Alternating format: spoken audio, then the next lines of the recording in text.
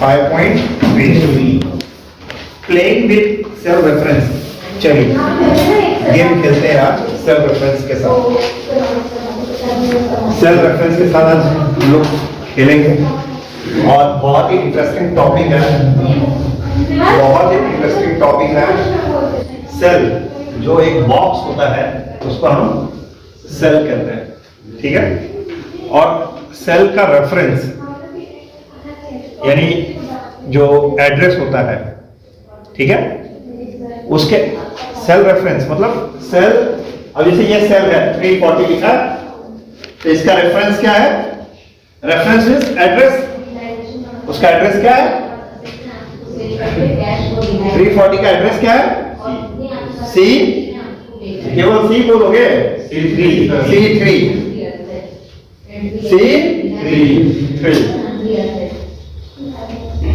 अब मैंने आपको पहले ही पढ़ा रखा, इक्वल टू, मैं फॉर्मूला लिख रहा हूं, क्वांटिटी गुणे मल्टीप्लाई रेट।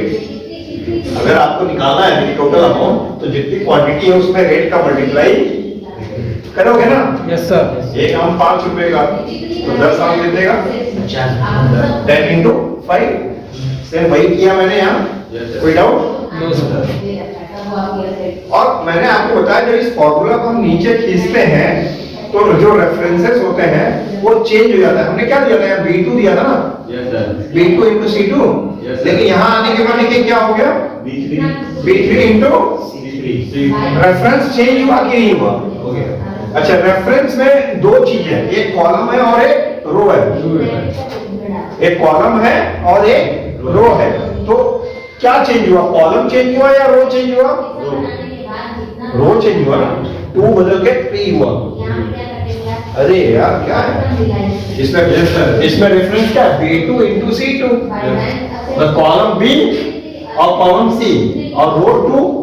तो जब उसको नीचे कॉपी किया आपके फॉर्मूला को, तो रो चेंज हुआ ना, 2 चेंज हो गया, 3 हो गया, लेकिन B और C स्टिल वैसे का वैसे ही है। B और C चेंज नहीं हुआ।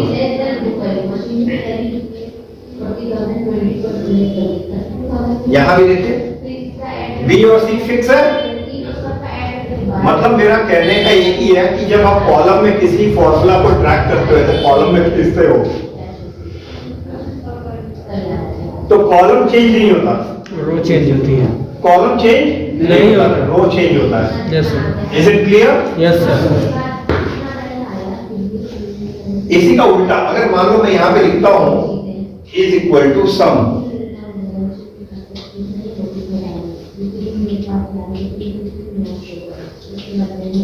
क्या है? B2 से B4। अब जब मैं इसको एंटर करके इस फॉर्मूला को यहां कॉपी करूंगा, तो जब ऐसे फॉर्मूला ट्रैक करते हैं रो में बात समझ रहे हो? Yes sir. तो रो नहीं चेंज होता, कॉलम चेंज होता है, उल्टा हो जाता है। ऐसे करते हो तो रो चेंज होता है, हाँ, कॉलम चेंज नहीं होता। और ऐसे करते हैं तो कॉलम चेंज होता है, रो चेंज नहीं होता। ये दो बात दिमाग में फिट कर दो। फिट हुआ? तो देखिए कॉपी किया तो क्या हुआ? कॉलम चेंज हो गया, जो B था कॉलम वो C हो गया, लेकिन 2 और 4 वही है। इसके पहले वाला फॉर्मूला देखिए ना, B2 B4 है, इसमें देखो C2 C4 हो गया, मतलब 2 और 4 फिक्स है, लेकिन B बदल के C हो गया। Is it clear? अब मुझे बताओ कि अगर मैं इस फॉर्मूला को, यहाँ पे जो फॉर्मूला है इसको यहाँ कॉपी करके पेस्ट कर दूं, तो यहाँ पे क्या एड्रेस आएगा? यहाँ पे जो आएगा उस पर क्या एड्रेस आएगा? यहाँ पे कोई फॉर्मूला लिखा हुआ है? नहीं लिखा है, यहाँ फॉर्मूला नहीं है। इस फॉर्मूला को मैं यहाँ कॉपी करता हूँ और यहाँ पेस्ट करता हूँ, तो यहाँ क्या, यहाँ वो फॉर्मूला कॉपी हो जाएगा ना, तो यहाँ पे क्या फॉर्मूला आएगा कॉपी होने के बाद? B9 into C9 पूरा करेक्ट आंसर है। B9 into C9। चलो फिर एक बार देता हूँ मौका। इसको मैंने कॉपी किया और यहाँ पेस्ट किया, यहाँ पे क्या एड्रेस आएगा? B7 into B7 into D7 C7 Yes, sir. कौन D7 बोल रहा है? कोई नहीं। अच्छा, ये वाला समझ में आया ना आपको कि ये जब ऐसे खींचते तो कॉलम चेंज होता है। चलो अब हम क्या करते हैं, ये फॉर्मूला को यहां पेस्ट कर रहे हैं। अब देखो, अब वो फॉर्मूला वहां से यहां पेस्ट हो रहा है, तो भैया वो तो चेंज हो ही रहा है, हाँ, कॉलम भी तो चेंज हो रहा है। क्या एड्रेस होना चाहिए बता सकते हो भाई मेरे? जब मैं बताया हूं कि अगर ऐसे फॉर्मूला खींचते हैं तो कॉलम भी चेंज होता है, और ऐसे खींचते हैं तो रो चेंज होता है। तो यहाँ तो दोनों चेंज हो रहा है, कॉलम भी चेंज हो रहा है, रो भी चेंज हो रहा है। तो आपका बी कैसे रह जाएगा, B12? अब यहां पे दो कॉलम इधर आ रहे हैं, बोलो कितना कॉलम इधर आ रहा है? देखो यहां था ना 1 2 3, 3 कॉलम शिफ्ट हुए। Yes sir. तो तुम्हारा ये बी भी तो यहां चेंज होगा, बी 3 कॉलम, बी सी, तो बी क्या सी डी ई, तो E12 इंटू F12 हुआ सर बट काफी उसको देखिए, दिखा रहा हूँ, दिखा रहा हूँ। कॉपी किया, कहाँ था मैं? यहाँ था ना G12 में, यहाँ करने को बोला था ना। E12 इंटू F12, रो तो चेंज हुआ ही है, कॉलम भी तो चेंज हुआ है। अभी इसके बगल में किसका एड्रेस है? बी और सी का, तो इसके बगल में जो इसके नजदीक दो वाले का आएगा। हाँ, इसके बगल इसके नजदीक वाले दो आएंगे, क्योंकि ये यहाँ भी तो शिफ्ट हो रहा है। नहीं समझे? समझ गया सर। हाँ? समझ गया। नहीं समझे? समझ में आ गया? Yes sir. चलो एक और देते हैं आप लोगों को। यहाँ पे फॉर्मूला क्या है? इस फॉर्मूला को कॉपी करता हूं,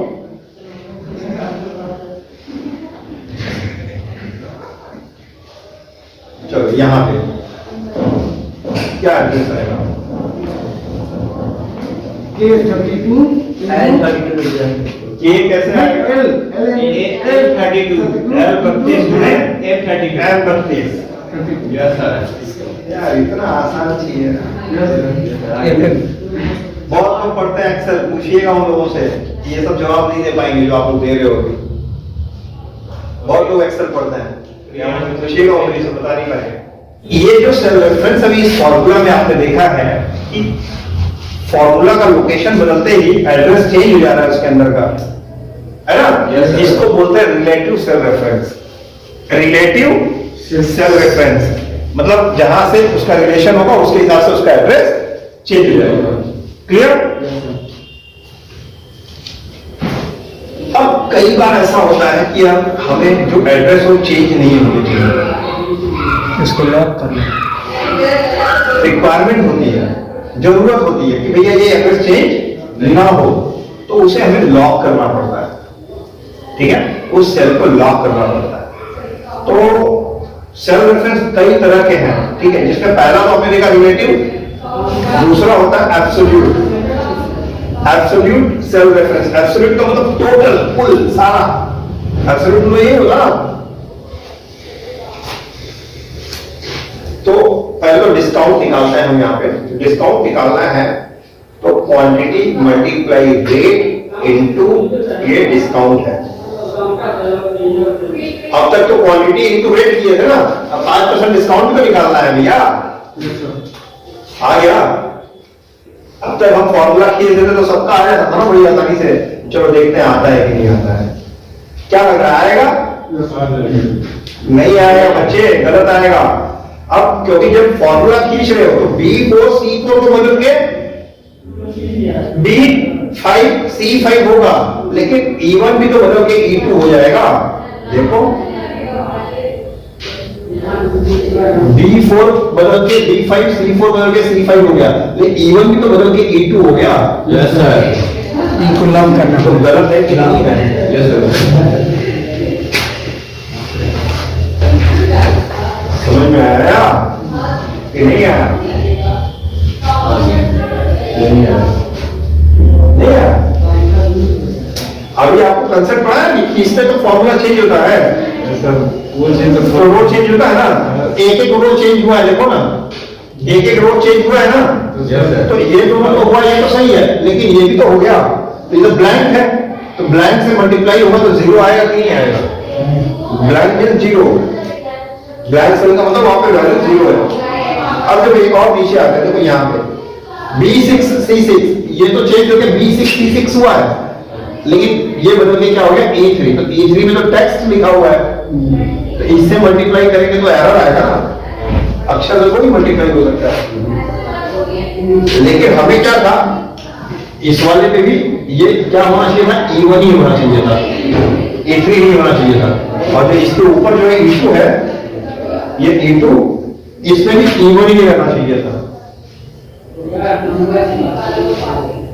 मतलब कहने का मतलब है कि जो ये E1 लिखा हुआ है ना, इसमें पहले वाले फॉर्मूला में खींचने पे ये चेंज ना हो, ये दोनों चेंज हो चलेगा, लेकिन E1 चेंज ना हो, तो हम क्या करेंगे, इवन पे कर्सर रखकर उसको F4 दबा के लॉक कर देंगे, ठीक है।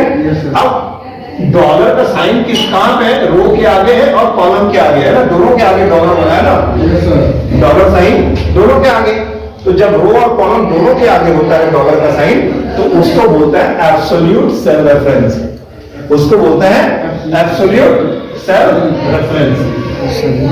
अब देखो, अब मैं ये एंटर करके खींचूंगा ना फॉर्मूला, तो अब मेरा आंसर सही आएगा, देखो करेक्ट है।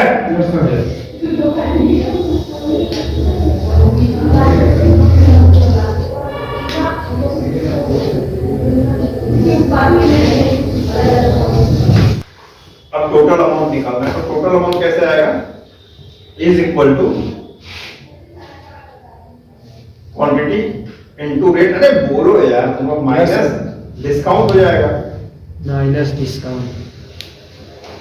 अरे भैया जितने का प्राइस है उसका डिस्काउंट माइनस कर दोगे ना। Yes, sir.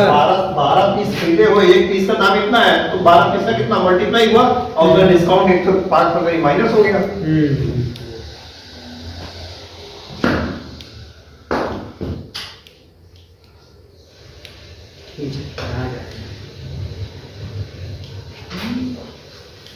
तो ये रिलेटिव सेल रेफरेंस है ये वाला, और ये वाला जो सेल रेफरेंस है, जैसे E1 को लॉक किया हो, ये क्या है, एब्सोल्यूट सेल रेफरेंस है।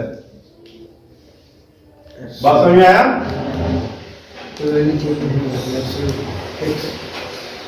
एब्सोल्यूट के एक और एग्जांपल देता हूं, देखो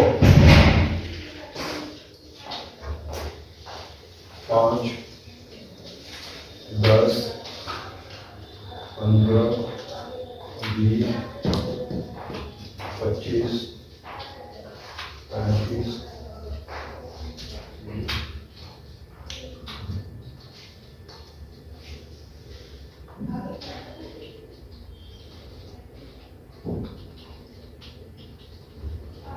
मैं चाह रहा हूं कि ये सारे नंबर्स इस 5 में मल्टीप्लाई हो जाए, दिस इनटू दिस, इसको लॉक कर देंगे। सही है 25 सही है ना। खींचने के बाद देखो क्या होगा, यही आंसर आएगा।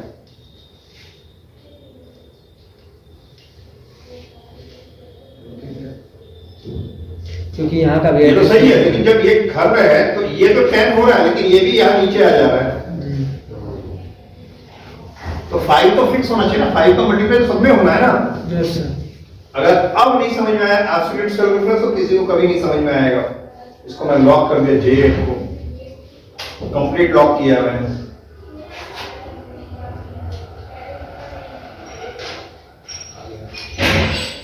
अब देखो J8 हर जगह फिक्स है, J8 तो सर डिपेंड करता है ना कितना लंबा लाइन होगा, उसी हिसाब से फॉर्मूला देना। नहीं, डिपेंड ये करता है कि आपका कौन सा एड्रेस नहीं चेंज होना चाहिए उस पर। अब ये जैसा कि उस लड़के ने तुरंत बोल दिया, देखते कि सर वो एक लॉक होगा, ये 5 वाला, तो जब खींच रहे तो ये तो चेंज हो ही रहा है, लेकिन ये भी तो चेंज होगा भाई। चेंज होने का नियम इस पे लागू हो रहा है तो इस पे नहीं होगा, इस पे भी तो होगा। Yes sir. लेकिन हम इसको रोकना है कि भाई चेंज मत हो तुम।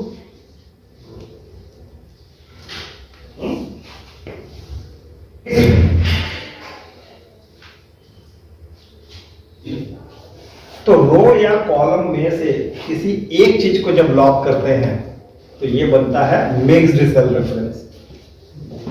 क्या बनता है? Mixed cell reference.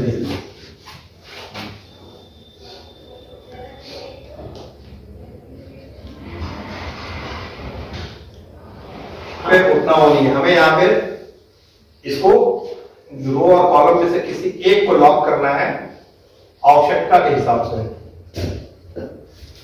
रिक्वायरमेंट के हिसाब से। एग्जांपल देके समझाऊंगा, आपको सब समझ में आ जाएगा, ध्यान से देखो। इज इक्वल टू एक डेटा है, एक्सिस बैंक जो होता है 12% वो कर रहा है इंटरेस्ट, आईसीआई 13, बंधन इतना, एसबीआई इतना, एचडीएफसी इतना, लोन अमाउंट इतना है, लोन का पैसा। अगर इतना लोन है तो एक्सेस का 12% के हिसाब से कितना इंटरेस्ट आएगा, आईसीसीआई का 13% के हिसाब से कितना आएगा, ये निकालना है। अब देखो ये A3 मल्टीप्लाई, यही करेंगे ना C2, सही है ना फॉर्मूला? दो सर, क्यों? अब इसको सर लॉक करेंगे। अरे यार सुनो ना, पहले अभी उसका वहां पे एंटर करूंगा तो इतने का 12% आएगा कि नहीं आएगा? आएगा सर, आएगा ना। A3 मल्टीप्लाई C2, लेकिन अब इस फॉर्मूला को मैं इधर खींच दूं कि आईसीसीआई बंधन सबका आ जाए, क्या लगता है आएगा? वो चेंज यस नहीं आएगा। मैंने बताया जब हम फॉर्मूला को ऐसे खींचते तो कॉलम चेंज होता है। इसको जब मैं खींचूंगा इधर इधर खींचूंगा तो भैया A बदल के B हो जाएगा, A इधर होके B हो जाएगा और C बदल के D हो जाएगा। रो तो वही रहेगा, वो तो चेंज, ऐसे खींचने पे रो चेंज नहीं होता, बताया था मैंने। हाँ ठीक है ना, क्लियर नहीं है? तो या C बदल के D हो जाएगा, ये तो चलेगा कि इस पे आ जाएगा, लेकिन अब A बदल के B3 हो जाएगा, इसका गुना इस खाली वाले में होगा ना। यस सर, आंसर गलत हो जाएगा। देखिए 0। फिर यहां से यहां खींचेंगे तो ये बदल कर एड्रेस ये हो जाएगा E2 और D वाला बदल के ये C3, B A3 था, B3 हुआ, अब C3 हो जाएगा, यानी ये 12.5% इसका आएगा, लेकिन आना चाहिए था इसका, लेकिन आएगा इसका। गलत हो जाएगा ना? Yes sir. देखो इसका आ रहा है, इसी का आ रहा है, गलत हो रहा है कि नहीं? Yes sir. तो मतलब मेरा कहने का यह है कि ये लोन अमाउंट फिक्स है, इन सबका मल्टीप्लिकेशन इसमें होना चाहिए, ये बदलना नहीं चाहिए। चलो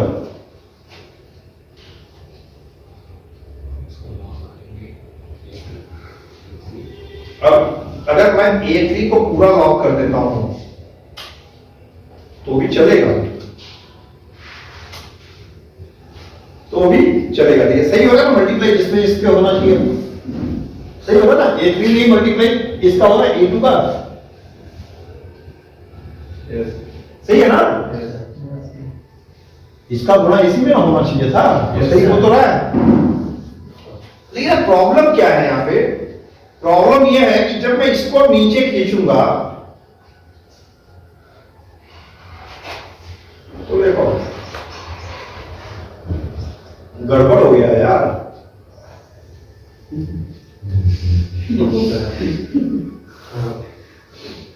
भैया ये तो इसका 12% तो सही है, लेकिन जब मैं ऐसे खींचता हूं नीचे तो क्या होता है? A53 ये तो चेंज होगा नहीं, A3 सॉरी A3 चेंज नहीं होगा, लेकिन C2 बदलकर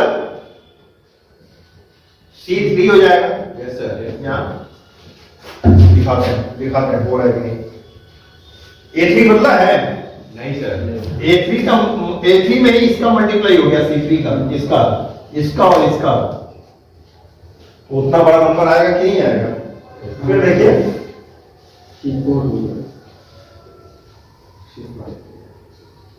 गलत हो रहा है ना? Yes sir.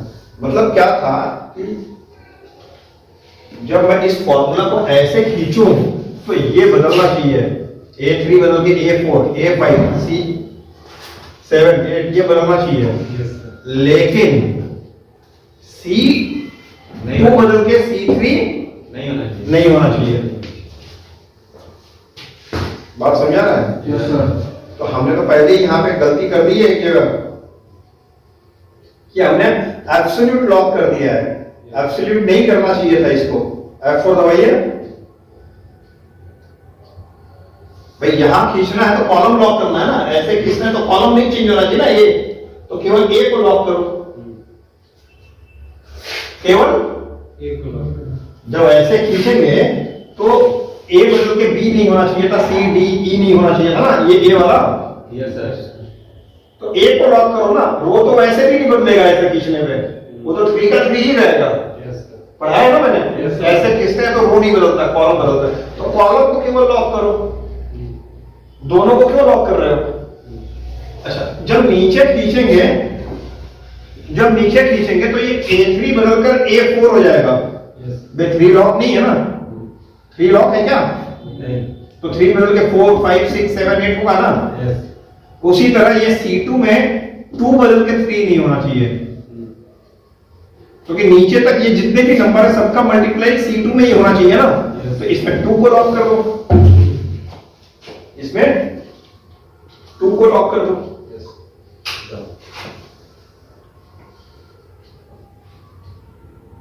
सही है? अभी आप देखेंगे आंसर जब करेक्ट आएगा।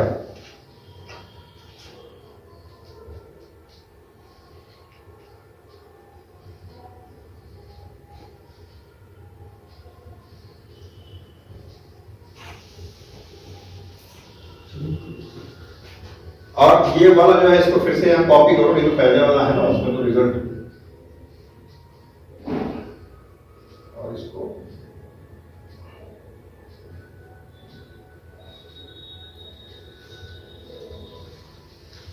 F2 A3 मल्टीप्लाई C2, सही है ना?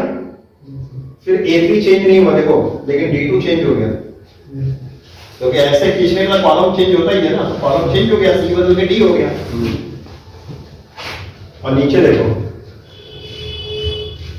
A5, भैया इसमें 5 लॉक नहीं है ना, तो ये 2, 3, 4, 5 हो गया, और इसमें C2 तो 2 लॉक है, तो C2 कभी चेंज ही नहीं होगा, 2 लॉक है ना, C2 बदल के C3 होगा ही नहीं।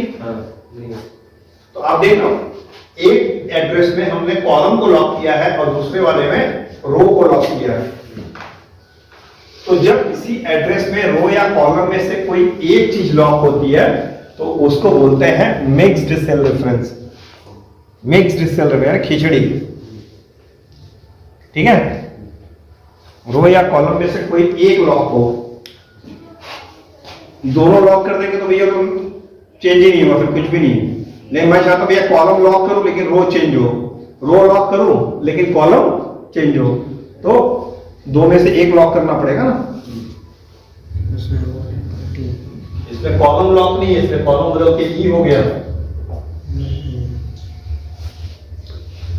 रो लॉक है 2, इसमें ये 2 बदल के 3 नहीं हो रहा है। अगर ये लॉक नहीं रहता तो भैया पता चलता इसका और इसका मल्टीप्लाई हो जाता, जो कि गलत हो जाता ना।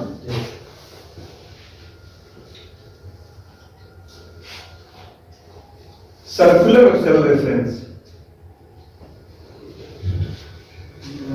सर्कुलर मतलब कि हम एक सेल को,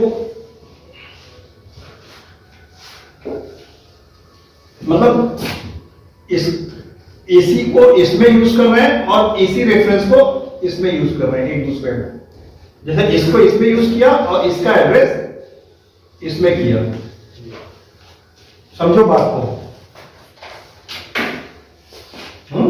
भाई यहां फॉर्मूला लिखेंगे, यहां फॉर्मूला लिखेंगे, ठीक है? इस फॉर्मूला में इसका उपयोग हुआ है और नीचे वाले फॉर्मूला में इसका उपयोग है, और जबकि दोनों की वैल्यू निकालनी है, दोनों की वैल्यू है नहीं है क्या? तो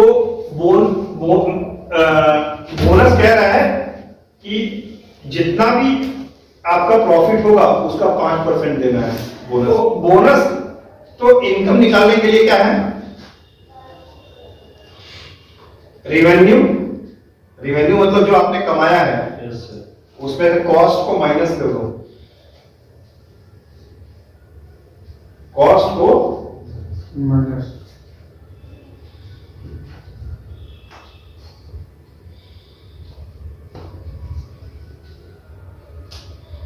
जो भी प्री टैक्स इनकम, जितनी भी इनकम हुई है, फॉर्मूला पर एक काम करो, प्री टैक्स इनकम निकालो तो ज्यादा समझ में आएगा।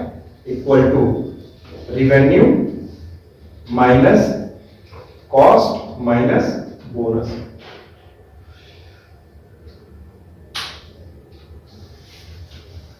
प्री टैक्स इनकम मतलब टैक्स भरने से पहले, अभी टैक्स नहीं भरा गया है, तो भाई जितना कमाया 2 लाख रुपए कमाया, जिसमें 1,15,000 कॉस्ट है, बचा पैसा उसमें से बोनस घटा दिया। भाई बोनस भी तो खर्चा हुआ है ना, उसको घटा दिया, जो बचा उसी पे तो टैक्स देना होगा। तो बोनस वहां तो निकला नहीं है। अब बोनस जो होगा प्री टैक्स इनकम का 5%, जो प्री टैक्स इनकम है उसका 5%।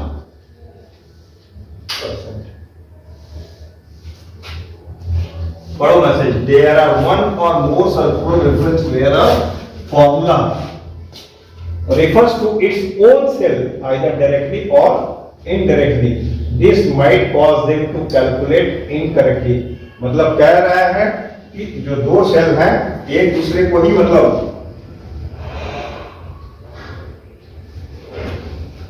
दोनों फॉर्मूला जो है खुद के सेल को ही मतलब रिफर कर रहे हैं एक तरह से।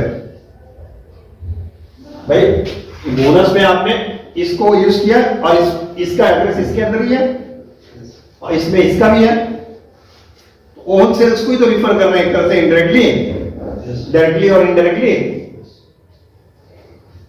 तो ये एरर, इनकरेक्ट आंसर आएगा। अब ये सही कैसे होगा? तो एक्सेल में एक सुविधा है, फाइल में जाओ, ऑप्शन में आओ और ऑप्शन में आने के बाद फॉर्मूला में इनेबल इटरेटिव कैलकुलेशंस, इसको ऑन कर दो।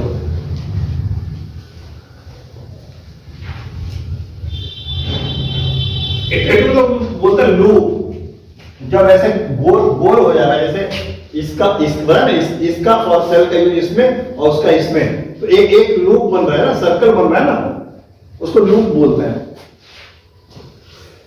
इसको ऑन कर दो और ओके कर दो। Now let's see the answer. अब निकाल लो, मेरा आंसर दोनों सही आ रहा होगा, कैलकुलेट करके देख लो। ये सही है, एकदम सही आंसर होगा, कैलकुलेट करके देख लो आप। हो गया सर, कैलकुलेट करने का जरूरत नहीं है। अगर मैं ये 2 लाख है, 2 लाख में से लागत को घटाया मैंने और जो बोनस के रूप में मेरा खर्चा हुआ है इसको घटाया, देखिए 8,952 आया नहीं है, सही है ना?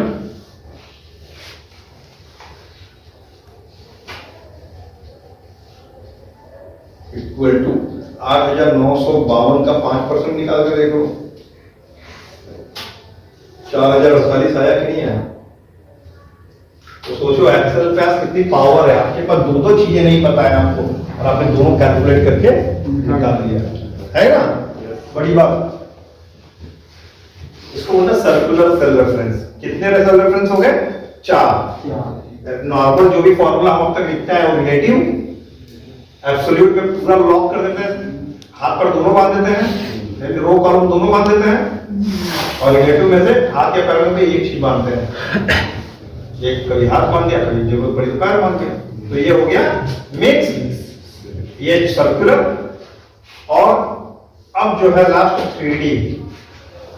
चलो यहां देखो, एक ईस्ट नाम का एक शीट है, इस पे कुछ डेटा लिखा हुआ है। वो जो Q1, Q2, Q3, Q4 लिखा है, इसको बोलते हैं क्वार्टर 1, क्वार्टर 2, क्वार्टर 3, क्वार्टर 4। एक साल में 12 महीने, 3 महीने का एक क्वार्टर होता है। क्वार्टरली एग्जाम होता है, हाफ ईयरली होता है, ईयरली एग्जाम होता है ना। तो वैसे ये क्वार्टर 1 जनवरी फरवरी मार्च का एक क्वार्टर हो गया, अप्रैल मई जून का दूसरा, जुलाई अगस्त सितंबर का तीसरा, अक्टूबर नवंबर दिसंबर चौथा। 4 क्वार्टर होते हैं साल में, ठीक है। तो माउस की बिक्री जो हुई है पहले क्वार्टर में, मेरी कंपनी का जो माउस बिका है पहले क्वार्टर में 95। क्वार्टर 2 में कितना बिका है? 36। क्वार्टर 3 में कितना बिका है? अब क्वार्टर 4 में कितना बिका है? इसी तरह कीबोर्ड बिका है और एलईडी मॉनिटर बिका है। लेकिन मेरे भारत देश को 4 भागों में बांटा गया, ईस्ट, वेस्ट, नॉर्थ, साउथ।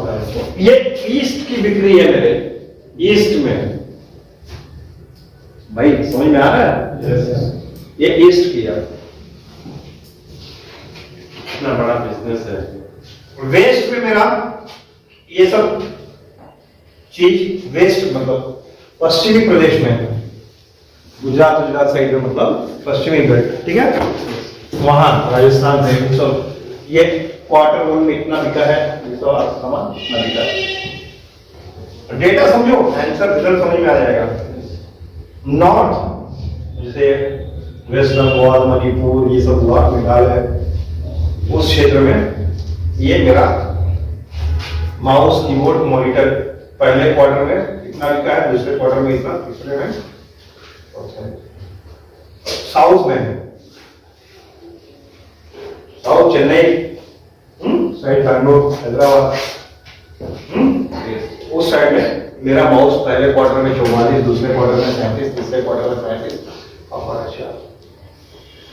अब मुझको ये जानना है कि टोटल मेरा जैसे कि ईस्ट, वेस्ट, नॉर्थ, साउथ ये सब मिलाकर मेरा कितना कितना सेल हुआ है। जैसे यहां रिजल्ट देखिए, माउस टोटल मिलाकर, मतलब कि माउस मेरा बिका है ना, तो क्वार्टर 1 में मेरा कितना माउस बिका है? 4। तो ईस्ट में मेरा बिका है क्वार्टर 1 में 95, वेस्ट में बिका है 53, 95, 53, 95, 53 कितना हुआ? 148, 148 प्लस 55 कितना हुआ? 203 और प्लस 44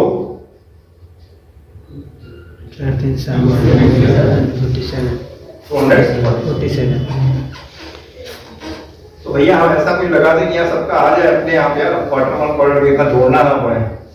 तो बहुत आसान formula, is equal to some, बच्चे सम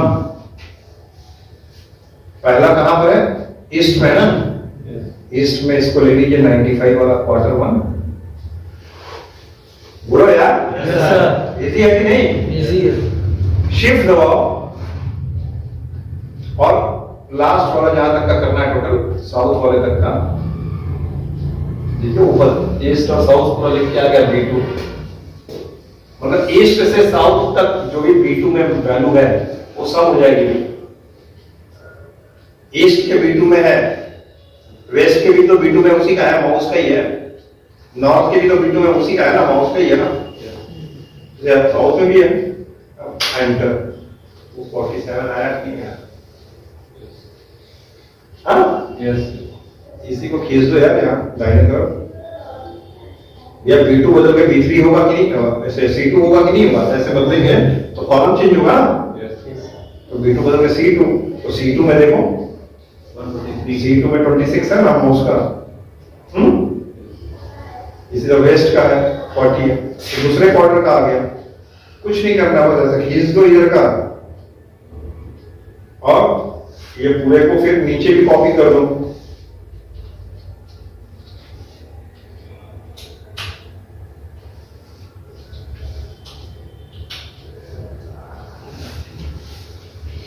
खींच दो, चालू हो जाए।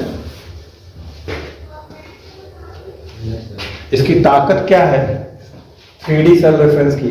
अब तक आप किसी भी शीट पे कोई डेटा या कोई वैल्यू है उसको जोड़ना तो जानते थे, लेकिन अगर अलग अलग शीट पे अगर मेरे डेटा है तो उसको कैसे जोड़ेंगे, उसको कैसे ऐड करेंगे, ये आपको पता नहीं था और अब वो पता चल गया। 3D सेल रेफरेंस से आप मल्टीपल शीट्स को कैलकुलेट कर सकते हैं आसानी से। अलग अलग शीट पे डाटा हुआ ना तो उसको जोड़ घटा सकते हैं। कोई डाउट? ये चैप्टर आपका कंप्लीट हुआ सेल रेफरेंस।